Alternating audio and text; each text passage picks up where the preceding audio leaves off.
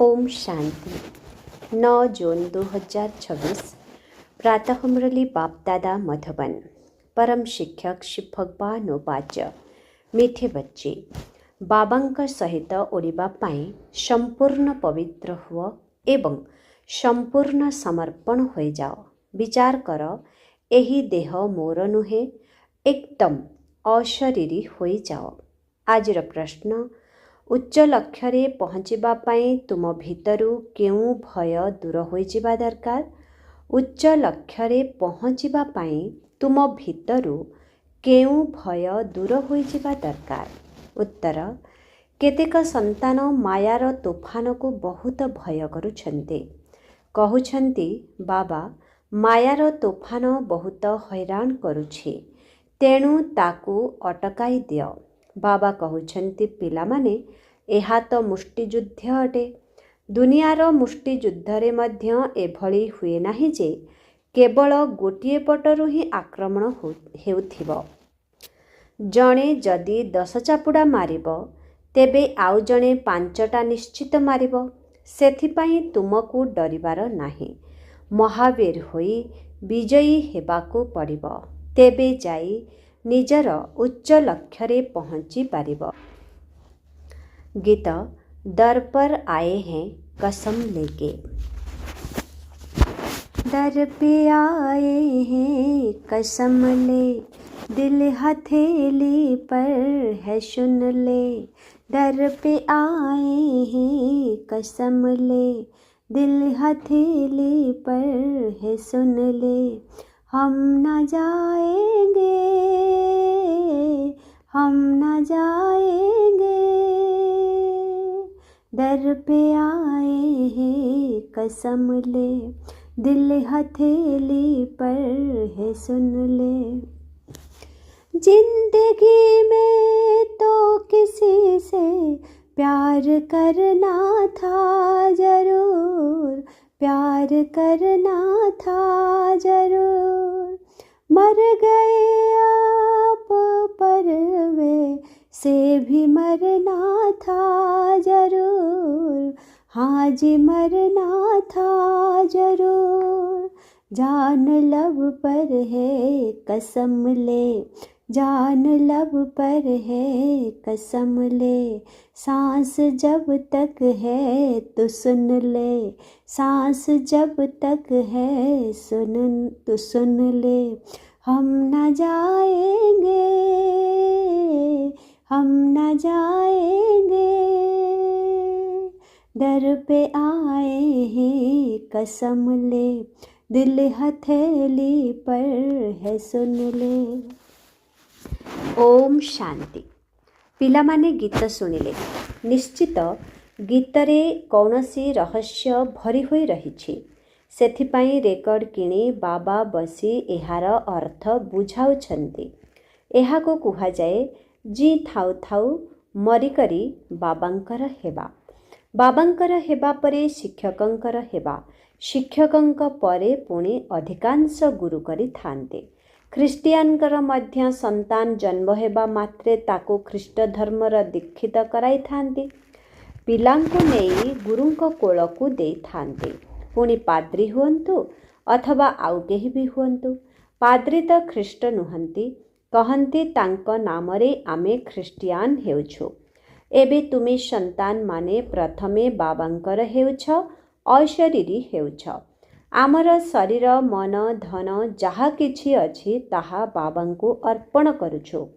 जीवदशारु मरुछु, अर्थात आमे आत्मा तांकर हेउछु। एक कथा बुद्धिरे रहिबा उचित।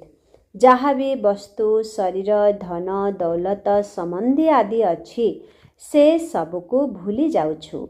मृत्यु परे सबु किछि भूली होई जाई थाए ना। केते श्रेष्ठ लक्ष्य अटे।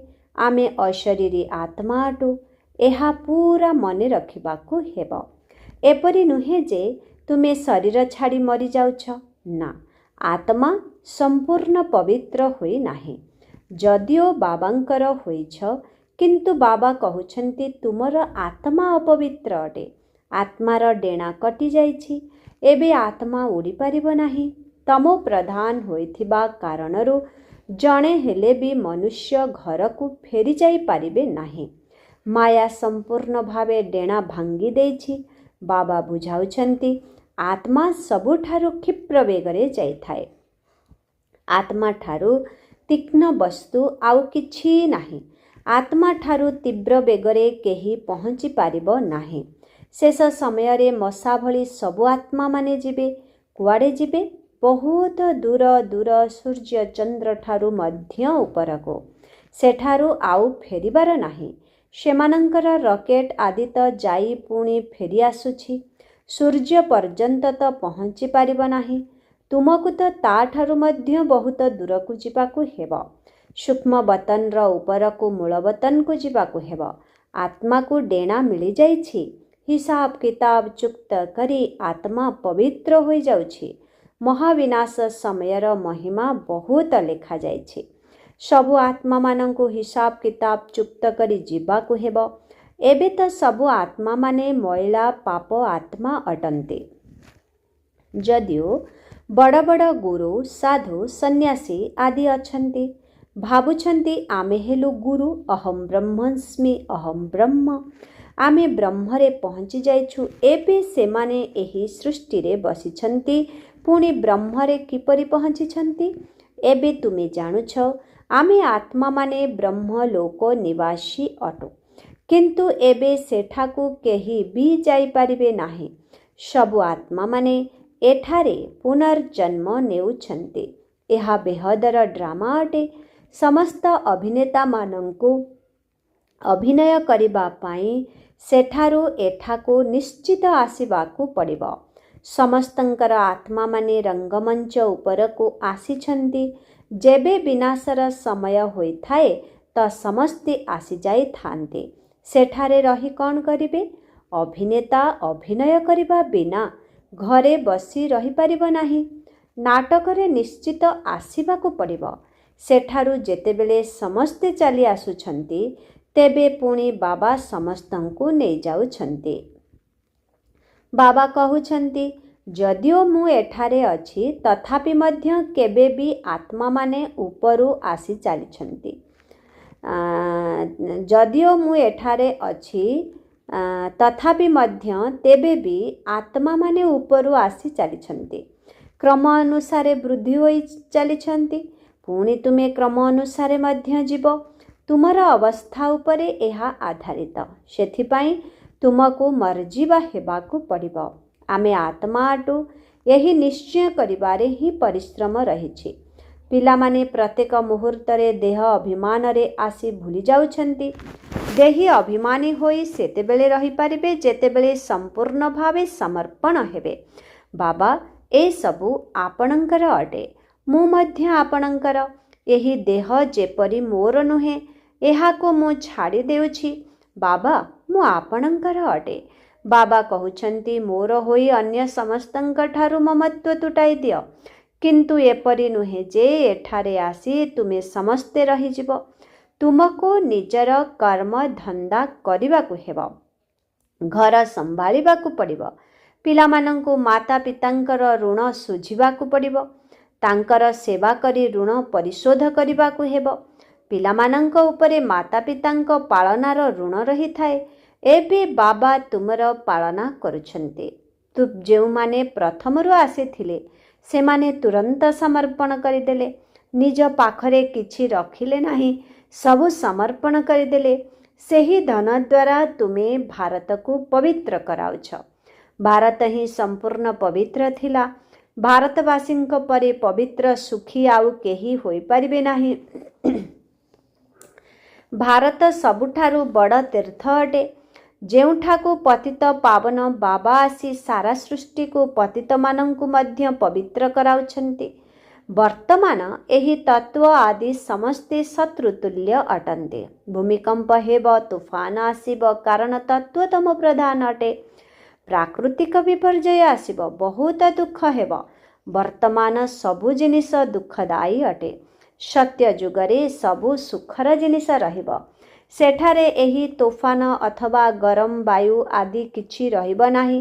ଏହି କଥାକୁ ତୁମମାନଙ୍କ ଭିତରେ ମଧ୍ୟ ବହୁତ କମ୍ ବୁଝୁଛନ୍ତି। ଆଜି ଅଛନ୍ତି କାଲି ଚାଲି ଯାଉଛନ୍ତି। ତେବେ କୁହାଯିବ କିଛି ହେଲେ ବୁଝି ନାହାନ୍ତି।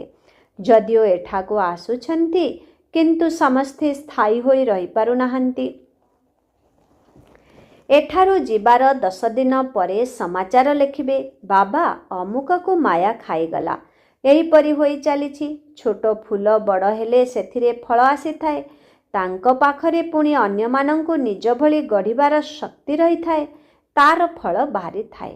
ବାବାଙ୍କର ହୋଇ ପୁଣି ପ୍ରଜା ମଧ୍ୟ ତିଆରି କରିବାକୁ ହେବ। ଉତ୍ତରାଧିକାରୀ ମଧ୍ୟ ତିଆରି କରିବାକୁ ପଡ଼ିବ। ପଣ୍ଡା ହୋଇ ବାବାଙ୍କ ପାଖକୁ ଆସିଲେ ବାସ୍ ଆମେ ପହଞ୍ଚିଗଲୁ। ନା, ଏହି ଲକ୍ଷ୍ୟ ବହୁତ ବଡ଼ ଅଟେ। କହୁଛନ୍ତି ମାୟାର ତୋଫାନ ବହୁତ ଆସୁଛି। ତୁମେ ବାବାଙ୍କର ହୋଇଛ, ତେଣୁ ତୋଫାନ ତ ଆସିବ। କହୁଛନ୍ତି ବାବା ଆମେ ଆପଣଙ୍କର ଥିଲୁ, ଆପଣଙ୍କଠାରୁ ସମ୍ପତ୍ତିର ଅଧିକାର ନେଇଥିଲୁ। ପୁଣି ପୁନର୍ଜନ୍ମ ନେଇ 84 ଜନ୍ମ ନେଲୁ। ପୁନର୍ବାର ଆସି ଆପଣଙ୍କର ହୋଇଛୁ। ମୁଁ ତ ଆପଣଙ୍କଠାରୁ ସମ୍ପତ୍ତି ନେଇକରି ହିଁ ଛାଡ଼ିବି। ତେଣୁ ଏଭଳି ବାବାଙ୍କୁ ସେହିପରି ମନେ ପକାଇବାକୁ ପଡ଼ିବ ଏବଂ ନିଜ ସମାନ କରାଇ ପ୍ରମାଣ ରୂପୀ ଫଳ ଦେବାକୁ ହେବ। ନଚେତ୍ ମାଳା କିପରି ତିଆରି ହେବ? ବାବାଙ୍କର ଉତ୍ତରାଧିକାରୀ କିପରି ତିଆରି କରାଇବ? ପ୍ରଜା ମଧ୍ୟ କରାଇବ, ଉତ୍ତରାଧିକାରୀ ମଧ୍ୟ ଦରକାର, ଯିଏକି ଗଦି ଉପରେ ବସିବେ। ବାବାଙ୍କ ପାଖକୁ ବହୁତ ଆସୁଛନ୍ତି, ପୁଣି ଛାଡ଼ପତ୍ର ଦେଇ ଦେଉଛନ୍ତି। ବୁଦ୍ଧିର ଯୋଗ ତୁଟିଲା, ଖେଳ ଶେଷ। କେତେକ ସନ୍ତାନ ବାବାଙ୍କୁ ଆସି ପଚାରୁଛନ୍ତି, ବାବା ଅବସ୍ଥାକୁ କିପରି ପରିପକ୍ୱ କରିବୁ ଯେପରି କୌଣସି ତୋଫାନ ଆସିବ ନାହିଁ? ଏହାର ରାସ୍ତା ତ ବତାଇ ହିଁ ଚାଲିଛନ୍ତି। ତୁମେ ବାବାଙ୍କୁ ମନେ ପକାଅ, ତୋଫାନ ତ ଆସିବ। ମୁଷ୍ଟି ଯୁଦ୍ଧରେ ଏପରି କେବେ ଦେଖିଛ କି ଜଣେ ହିଁ ଚାପୁଡ଼ା ଖାଇ ଚାଲିଥିବ? ନିଶ୍ଚିତ 2 ଜଣଙ୍କ ପାଖରେ ହିଁ ସାହସ ଥିବ। 5 ଚାପୁଡ଼ା ଯଦି ଜଣେ ଲଗାଇବ ତ ଅନ୍ୟ ଜଣେ 10ଟା ଲଗାଉଥିବ। ଏହା ମଧ୍ୟ ବକ୍ସିଂ। ବାବାଙ୍କୁ ମନେ ପକାଇଲେ ମାୟା ପଳାଇଯିବ। କିନ୍ତୁ ଏସବୁ ତୁରନ୍ତ ତ ହେବ ନାହିଁ। ମାୟା ସହିତ କୁସ୍ତି ଲଢ଼ିବାକୁ ହେବ। ଏପରି ଭାବ ନାହିଁ ଯେ ମାୟା ଚାପୁଡ଼ା ମାରିବ ନାହିଁ। ଯେ କେହି ବି ହୁଅନ୍ତୁ ନା କାହିଁକି ଚାପୁଡ଼ା ଲାଗିବ। ଏହା ବହୁତ ବଡ଼ ମୁଷ୍ଟିଯୁଦ୍ଧ ଅଟେ। ଅନେକ ଡରି ଯାଇଥାନ୍ତି। ମାୟା ଏକଦମ ନାକେଦମ କରିଦେଇଥାଏ। ଏହା ଯୁଦ୍ଧସ୍ଥଳ ଅଟେ ନା। ବୁଦ୍ଧି ଯୋଗ ଲଗାଇବାରେ ମାୟା ବହୁତ ବିଘ୍ନ ପକାଇଥାଏ। ସାରା ପରିଶ୍ରମ ଯୋଗ କରିବାରେ ରହିଛି। ଯଦିଓ ବାବା କହୁଛନ୍ତି ଯେ ଜ୍ଞାନୀ ଆତ୍ମାମାନେ ମୋର ପ୍ରିୟ ଅଟନ୍ତି, କିନ୍ତୁ ଏପରି ନୁହେଁ ଯେ କେବଳ ଜ୍ଞାନ ଶୁଣାଇଲା ବାଲା ପ୍ରିୟ ଅଟନ୍ତି। ସର୍ବପ୍ରଥମେ ତ ପୂରା ଯୋଗ ଦରକାର। ବାବାଙ୍କୁ ସ୍ମରଣ କରିବାକୁ ହେବ। ମାୟାର ବିଘ୍ନକୁ ଡରିବା ଅନୁଚିତ। ବିଶ୍ୱର ମାଲିକ ହେଉଛ ନା। ସମସ୍ତେ କ'ଣ ହେବେ? 16108ର ମାଳା ତ ବହୁତ ବଡ଼। ଅନ୍ତ ସମୟରେ ମାଳା ସମ୍ପୂର୍ଣ୍ଣ ହେବ। ତ୍ରେତା ଯୁଗର ଅନ୍ତ ପର୍ଯ୍ୟନ୍ତ କେତେ ରାଜକୁମାର କୁମାରୀ ଆସିବେ? ଏହାର କିଛି ତ ପ୍ରତୀକ ଅଛି ନା। 8 ଜଣଙ୍କର ମଧ୍ୟ ସ୍ମାରକୀ ଅଛି। 108ର ମଧ୍ୟ ସ୍ମାରକୀ ରହିଛି। ଏହା ଏକଦମ ସଠିକ। ତ୍ରେତା ଯୁଗର ଶେଷରେ 16108 ରାଜକୁମାର କୁମାରୀ ହୋଇଥାନ୍ତି। ପ୍ରଥମରୁ ତ ହେବେ ନାହିଁ। ପ୍ରଥମେ ଅଳ୍ପ ହୁଅନ୍ତି, ପୁଣି ପରେ ବୃଦ୍ଧି ହୋଇ ଚାଲିଥାଏ। ସେମାନେ ସମସ୍ତେ ଏହିଠାରେ ହିଁ ହୋଇଥାନ୍ତି। ବହୁତ ଭଲ ସୁଯୋଗ, କିନ୍ତୁ ବହୁତ ପରିଶ୍ରମ କରିବାକୁ ପଡ଼ିବ। ଗୀତରେ ମଧ୍ୟ ଗାଇଥାନ୍ତି, କେବେ ବି ଛାଡ଼ିବୁ ନାହିଁ, ମରିଯିବୁ ପଛେ। ବାବା ଏହି ଶରୀର ମନ ଧନ ସବୁ ଆପଣଙ୍କର। ଆମେ ଅଶରୀରୀ ହୋଇ ଆପଣଙ୍କୁ ମନେ ପକାଉଛୁ। ବୁଦ୍ଧି ଯୋଗ ଆପଣଙ୍କ ସହିତ ଲଗାଇବୁ। ବାବା ପୁଣି କହୁଛନ୍ତି ଏସବୁ କିଛି ତୁମମାନଙ୍କ ପାଇଁ ହିଁ ରହିଛି। ପିଲାମାନେ କହୁଛନ୍ତି ଆମର ସବୁ କିଛି ଆପଣଙ୍କର। କୁହାଯାଏ ନା ଏସବୁ ଭଗବାନ ଦେଇଛନ୍ତି। ଏବେ ବାବା କହୁଛନ୍ତି ଏସବୁ କିଛି ବିନାଶ ହୋଇଯିବ। ତୁମ ପାଖରେ କ'ଣ ଅଛି? ଏହି ଶରୀର ମଧ୍ୟ ବିନାଶ ହୋଇଯିବ। ଏବେ ମୁଁ ତୁମକୁ ବଦଳ କରିଦେଉଛି। କେବଳ ବଦଳାଇଥାନ୍ତି ନା। ତେଣୁ ବାବା କହୁଛନ୍ତି ପିଲାମାନେ ଅଶରୀରୀ ହୁଅ, ମୋତେ ମନେ ପକାଅ, ବୁଦ୍ଧିରୁ ସବୁ କିଛି ସମର୍ପଣ କରିଦିଅ। ରାଜା ହରିଶ୍ଚନ୍ଦ୍ରଙ୍କର କାହାଣୀ ରହିଛି ନା। କହିଲେ ଅମାନତ ରଖିଦିଅ। ବାବା କହୁଛନ୍ତି ସବୁ ଶାସ୍ତ୍ର ଆଦିର ସାରମର୍ମକୁ ତୁମକୁ ବୁଝାଉଛି। ମୁଁ ହିଁ ତୁମକୁ ବ୍ରହ୍ମା ମୁଖ ଦ୍ୱାରା ରାଜା ରାଣୀ କରାଇଥିଲି, ପୁଣି ଏବେ କରାଉଛି। କେବେ ହେଲେ ବି ମନୁଷ୍ୟକୁ ଗୀତା ଶୁଣାଇ ରାଜଯୋଗ ଶିଖାଇ ରାଜା ରାଣୀ କରିପାରିବ ନାହିଁ। ତାହା ହେଲେ ଗୀତା ଶୁଣିବା ଦ୍ୱାରା ଲାଭ କ'ଣ? ବାବା କହୁଛନ୍ତି, ମୁଁ ନିଜେ କଳ୍ପ କଳ୍ପ ଆସି ତୁମକୁ ସ୍ୱର୍ଗର ମାଲିକ କରାଉଛି। ମୋର ସନ୍ତାନ ହେଲେ ତୁମେ ଉତ୍ତରାଧିକାରୀ ହେବ ନା। ତେଣୁ ଯେତେ ଯୋଗ କରିବ ସେତେ ଶୁଦ୍ଧ ହୋଇଯିବ। ବାବା, ଏସବୁ ଆପଣଙ୍କର, ମୁଁ ତ ନିମିତ୍ତ ମାତ୍ର। ଆପଣଙ୍କ ଆଦେଶ ବିନା ମୁଁ କିଛି ହେଲେ କରିପାରିବି ନାହିଁ। ଶରୀର ନିର୍ବାହ କିପରି କରିବାକୁ ହେବ, ଏହି ମତ ମଧ୍ୟ ପିଲାମାନେ ନେଉଛନ୍ତି। ପ୍ରାୟତଃ ଗରିବମାନେ ହିଁ ନିଜର ସମ୍ପୂର୍ଣ୍ଣ ଦିନଚର୍ଯ୍ୟାର ହିସାବ ଦେଇଥାନ୍ତି। ସାହୁକାରମାନେ ଦେଇପାରିବେ ନାହିଁ, ସେମାନେ ସମର୍ପଣ ହୋଇପାରିବେ ନାହିଁ। ସେପରି କେହି ବିରଳ ବାହାରୁଛନ୍ତି। ଯେପରି ଏକ ଜନକଙ୍କର ନାମ ରହିଛି, ପିଲାଛୁଆ ଅଛନ୍ତି, ସମ୍ପତ୍ତି ଏକାଠି ଅଛି, ତେବେ ଅଲଗା କିପରି ହେବି? ସାହୁକାରମାନେ ନିଜର ସମ୍ପତ୍ତି କିପରି ଆଣିବେ, ଯାହାଫଳରେ ସମର୍ପଣ ହୋଇପାରିବ? ବାବା ହେଉଛନ୍ତି ଗରିବମାନଙ୍କର ବନ୍ଧୁ। ମାତାମାନେ ସବୁଠାରୁ ଗରିବ ଅଟନ୍ତି, ତାଙ୍କଠାରୁ ଅଧିକ କନ୍ୟାମାନେ ଗରିବ। କନ୍ୟାମାନଙ୍କର କେବେ ବି ସମ୍ପତ୍ତିର ନିଶା ରହିନଥାଏ। ପୁଅକୁ ବାପ ସମ୍ପତ୍ତିର ନିଶା ରହିଥାଏ। ତେଣୁ ସେ ସବୁକୁ ତ୍ୟାଗ କରି ପୁଣି ବୈକୁଣ୍ଠର ସମ୍ପତ୍ତି ନେବାକୁ ପଡ଼ିବ। ଦାନ ସର୍ବଦା ଗରିବଙ୍କୁ ହିଁ ଦିଆଯାଇଥାଏ। ଭାରତ ହେଲା ସବୁଠାରୁ ଗରିବ। ଆମେରିକା ବହୁତ ସାହୁକାର ଅଟେ। ତାଙ୍କୁ କ'ଣ ବାବା ସମ୍ପତ୍ତି ଦେଉଛନ୍ତି କି? ଭାରତ ସବୁଠାରୁ ସାହୁକାର ଥିଲା। ସେତେବେଳେ ଅନ୍ୟ କୌଣସି ଧର୍ମ ନଥିଲା, କେବଳ ଭାରତବାସୀ ହିଁ ଥିଲେ। ଗୋଟିଏ ଭାଷା ଥିଲା, ଈଶ୍ୱର ଏକ ଅଟନ୍ତି। ମୁଁ ଏକ ରାଜ୍ୟ, ଏକ ଧର୍ମ, ଏକ ଭାଷାର ରାଜ୍ୟ ସ୍ଥାପନା କରୁଛି। ଏକ ସର୍ବଶକ୍ତିମାନ, ଏକ ଗଭର୍ଣ୍ଣମେଣ୍ଟ ସ୍ଥାପନ କରୁଛି। ଏକରୁ ପୁଣି 2, 3 ହେବ। ଏବେ କେତେ ଧର୍ମ ରହିଛି? ପୁଣି ନିଶ୍ଚିତ ଗୋଟିଏ ଧର୍ମ ହେବା ଉଚିତ। 5000 ବର୍ଷର କଥା ଏକ ଧର୍ମ ଥିଲା। ବିଦ୍ୱାନମାନେ ସତ୍ୟଯୁଗର ଆୟୁଷ ଲକ୍ଷ ଲକ୍ଷ ବର୍ଷ ବୋଲି ଲେଖିଦେଇଛନ୍ତି। ବୁଝିପାରୁନାହାନ୍ତି ଯେ ସତ୍ୟଯୁଗ କ'ଣ। ଭାବୁଛନ୍ତି ସ୍ୱର୍ଗବାସୀ ହେଲା, ବୋଧହୁଏ ଉପରକୁ ଚାଲିଗଲା। ଦିଲୱାଡ଼ା ମନ୍ଦିରରେ ମଧ୍ୟ ଛାତରେ ସ୍ୱର୍ଗ ଦେଖାଇଛନ୍ତି। ତେଣୁ ମନୁଷ୍ୟ ଦ୍ୱନ୍ଦ୍ୱରେ ପଡ଼ିଯାଉଛନ୍ତି। ବାସ୍ତବରେ ସ୍ୱର୍ଗ ଉପରେ ନାହିଁ। ତୁମେ ଏବେ ଜାଣିଛ, ଆମେ ବାବାଙ୍କ ପାଖକୁ ଯାଇ ପୁଣି ଏଠାକୁ ହିଁ ଆସି ରାଜତ୍ୱ କରିବୁ। ଏହି ଜ୍ଞାନ ବୁଦ୍ଧିରେ ରହିବା ଉଚିତ, ଯାହାଫଳରେ କାହାକୁ ବୁଝାଇ ପାରିବ। ଯେଉଁମାନେ ପରିପକ୍ୱ ହୋଇନାହାନ୍ତି, ତାଙ୍କୁ ତ ମାୟାରୂପୀ ଚଢ଼େଇ ଖାଇଯିବ। ସେଥିପାଇଁ ଫଟୋ ମଧ୍ୟ ମଗାଯାଉଛି, ରେଜିଷ୍ଟର ବା ଆଚରଣ ବିବୃତ୍ତି ରଖାଯାଉଛି। ବାବାଙ୍କ ପାଖକୁ ସମାଚାର ଆସୁଛି, ଅମୁକ ଏଭଳି ଜ୍ଞାନ ଶୁଣାଇଲେ ଯେ ମୁଁ ବାବାଙ୍କର ହୋଇଗଲି। ଶାସ୍ତ୍ରମାନଙ୍କରେ ମଧ୍ୟ ଲେଖାଯାଇଛି, କୁମାରୀମାନଙ୍କ ଦ୍ୱାରା ଜ୍ଞାନ ବାଣ ମାରିଲେ। ଆରେ, ବାବାଙ୍କୁ କାହିଁକି ଭୁଲି ଯାଇଛ? ଏହାକୁ ଜ୍ଞାନ ବାଣ କୁହାଯାଉଛି। କେବଳ ବାବାଙ୍କର ୟାଦ ଦେଇଦେବାକୁ ହେବ, ବାକି କୌଣସି ହିଂସ୍ରକ ବାଣର କଥା ନୁହେଁ। ବାବା କହୁଛନ୍ତି, ମୁଁ ବ୍ରହ୍ମାଙ୍କ ମୁଖ ଦ୍ୱାରା ସବୁ ଶାସ୍ତ୍ରଗୁଡ଼ିକର ରହସ୍ୟ ତୁମକୁ ବୁଝାଉଛି।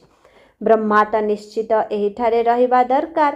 ସେମାନେ ପୁଣି ବିଷ୍ଣୁଙ୍କ ନାଭିକମଳରୁ ବ୍ରହ୍ମା ବାହାରିବାର ଦେଖାଇଛନ୍ତି, କିଛି ହେଲେ ଜାଣିନାହାନ୍ତି। ମନୁଷ୍ୟମାନଙ୍କୁ ତ ଯାହା ଆସିଲା ତାହା ଲେଖିଦେଲେ। ଅଳିଆ ଆବର୍ଜନା ଭର୍ତ୍ତି ହୋଇ ରହିଛି। ରିଦ୍ଧି ସିଦ୍ଧିବାଲା ମଧ୍ୟ ବହୁତ ହୋଇଗଲେଣି। ଯେତେବେଳେ ସତ୍ୟ ବାହାରିଥାଏ, ସେତେବେଳେ ମିଥ୍ୟାବାଦୀମାନେ ତାର ସାମ୍ନା କରିଥାନ୍ତି। ଏବେ ତୁମେମାନେ ଜାଣୁଛ ଯେ ଶିବ ବାବା ହେଲେ ନିରାକାର ଏବଂ ଏହି ବ୍ରହ୍ମା ହେଉଛନ୍ତି ସାକାର।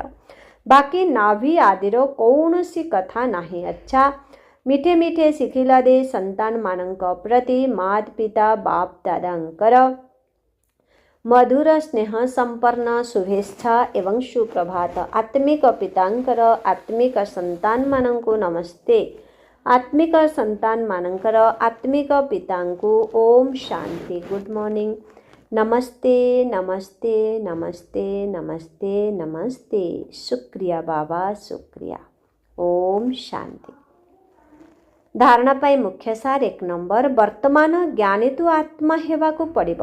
କେବଳ ଜ୍ଞାନ ଶୁଣିବା ଶୁଣାଇଲା ବାଲା ନୁହେଁ, ଯୋଗର ମେହନତ ମଧ୍ୟ କରିବାକୁ ହେବ। ଅଶରୀରୀ ସ୍ଥିତିରେ ରହି ଅଶରୀରୀ ବାବାଙ୍କୁ ସ୍ମରଣ କରିବାକୁ ହେବ। 2 ନମ୍ବର, ବାବାଙ୍କର ହୋଇ ଅନ୍ୟ ସବୁ କଥାରୁ ମୋହ ତୁଟାଇ ଦେବାକୁ ହେବ। ଏହି ଦେହ ମଧ୍ୟ ମୋର ନୁହେଁ। ପୁରା ଦେହୀ ଅଭିମାନୀ ହୋଇ ସମ୍ପୂର୍ଣ୍ଣ ସମର୍ପଣ ହେବାକୁ ପଡ଼ିବ। ବରଦାନ, ମାଷ୍ଟର ଅଲମାଇଟି ଅଥରିଟି ଅର୍ଥାତ୍ ମାଷ୍ଟର ସର୍ବଶକ୍ତିବାନର ଆସନ ଉପରେ ସ୍ଥିତ ରହୁଥିବା ସଦାକାଳର କର୍ମଯୋଗୀ ଭବ। ଯେପରି କୌଣସି ମେସିନକୁ ସେଟ୍ କରାଯାଇଥାଏ, ତେବେ ଥରେ ସେଟ୍ କରିଦେଲେ ତାହା ଆପେ ଆପେ ଚାଲିଥାଏ। ସେହିପରି ମାଷ୍ଟର ସର୍ବଶକ୍ତିବାନର ସ୍ଥିତିରେ ନିଜକୁ ଥରେ ସେଟ୍ କରିଦିଅ ଅର୍ଥାତ୍ ସ୍ଥିତ କରିଦିଅ। ତାହେଲେ କେବେ ବି ଦୁର୍ବଳତାପୂର୍ଣ୍ଣ ଶବ୍ଦ ତୁମ ମୁଖରୁ ବାହାରିବ ନାହିଁ। ପ୍ରତ୍ୟେକ ସଂକଳ୍ପ, ପ୍ରତ୍ୟେକ ଶବ୍ଦ ବା କର୍ମ ସେହି ସ୍ଥିତି ଅନୁରୂପକ ଆପେ ଆପେ ହୋଇ ଚାଲିବ। ଏହି ସେଟିଂ ତୁମକୁ ସହଜରେ ଏବଂ ସଦାକାଳ ପାଇଁ କର୍ମଯୋଗୀ, ନିରନ୍ତର ନିର୍ବିକଳ୍ପ ସମାଧିରେ ରହୁଥିବା ସହଜ ଯୋଗୀ କରିଦେବ। ଆଜିର ସ୍ଲୋଗାନ, ମୁଁ ପରିବର୍ତ୍ତେ ବାବା ବାବା କହିବା ହିଁ ଯୋଗଯୁକ୍ତ ସ୍ଥିତିର ପ୍ରମାଣ ଅଟେ। ଓମ୍ ଶାନ୍ତି। ଆଜିର ଅବ୍ୟକ୍ତ ଇସାରା, ସର୍ବଦା ହର୍ଷିତ ରହିବା ପାଇଁ ନିଜର ସ୍ୱଭାବକୁ ସରଳ କର ଏବଂ ସହନଶୀଳ ହୁଅ। ଯେଉଁମାନେ ସହନଶୀଳ ଅଟନ୍ତି ସେହିମାନେ ହିଁ ଡ୍ରାମାର ଢାଲ ତଳେ ସୁରକ୍ଷିତ ରହିପାରିବେ ଏବଂ ହର୍ଷିତ ହୋଇ ରହିପାରିବେ। ଯଦି ସହନଶୀଳତା ନାହିଁ, ତେବେ ଡ୍ରାମା ରୂପକ ଢାଲକୁ ଧରିବା ମଧ୍ୟ କଷ୍ଟକର ହେବ। ଏହି ସମୟରେ ଯାହା ବି ସବୁ କର୍ମ ଧନ୍ଦା କରୁଛ, ସେଥିରେ ସର୍ବଦା କରି କରାଉଥିବା ବାବାଙ୍କର ସ୍ମୃତି ରହିଥାଉ। କରାଇବା ବାଲା ବାବା ଅଟନ୍ତି ଏବଂ କରିବା ବାଲା ମୁଁ ଆତ୍ମା ନିମିତ୍ତ ଅଟେ। ଯଦି ଏହି କଥାକୁ ସ୍ମୃତିରେ ରଖି କର୍ମ କରିବ, ତେବେ ଅନୁଭବ ହେବ ଯେପରି ସାକ୍ଷୀ ଦ୍ରଷ୍ଟା ହୋଇ ଅଭିନୟ କରୁଛି। ଓମ୍ ଶାନ୍ତି।